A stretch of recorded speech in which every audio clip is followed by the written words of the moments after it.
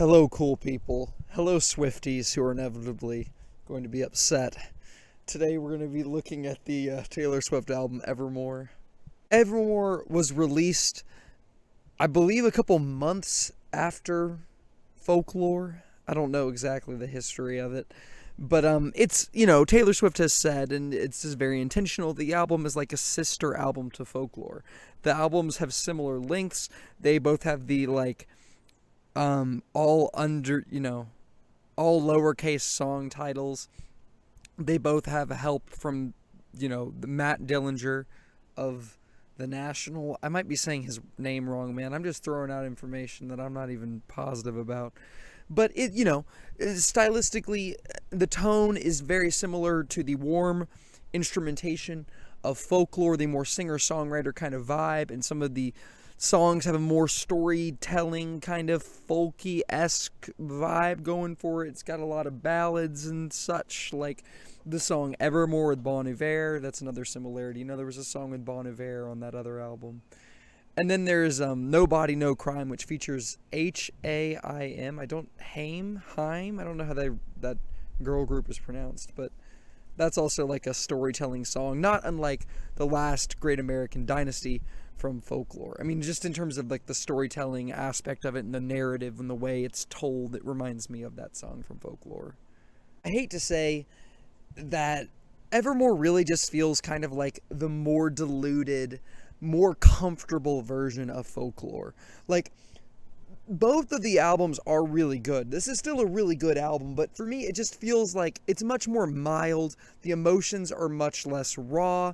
It's not, the songwriting just isn't as sharp. The music isn't as sharp. The individual songs don't pop in my brain like so many of the songs from Folklore did, even on the first few listens.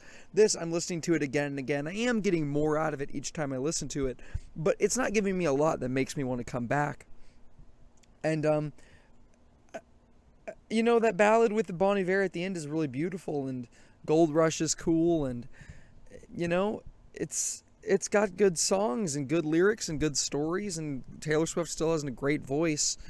That song with the National is pretty cool too, but just as a whole, I'm just not enjoying this one as much as Folklore, and they're sister albums. They're very much like two sides of the same coin, and I just prefer one side of the coin more than this side of the coin.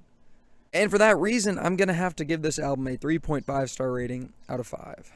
I know it can feel a little bit disingenuous to just be like, oh, this is just this album, but worse, because the two albums are very similar in tone and sound and texture and whatever. But that is how I feel. I honestly just feel like this is Folklore, but a couple notches down. Not significantly. It's not significantly worse than Folklore. I just like Folklore like a good bit better. And I think this is still a very well-made album. And from an objective standpoint, it's probably like very good. But subjectively, in my opinion, I'm not getting as much out of it, and I don't like it as much. The songs are not popping like they did on Folklore for me. In terms of the Grammys, this was nominated for Album of the Year for those Grammys happening in the year 2022 right now. Happy New Year, guys.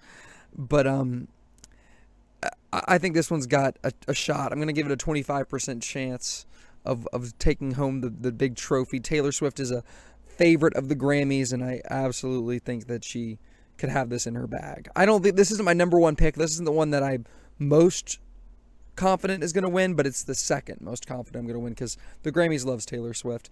Anyway, thanks for watching the video. Have a great rest of your day.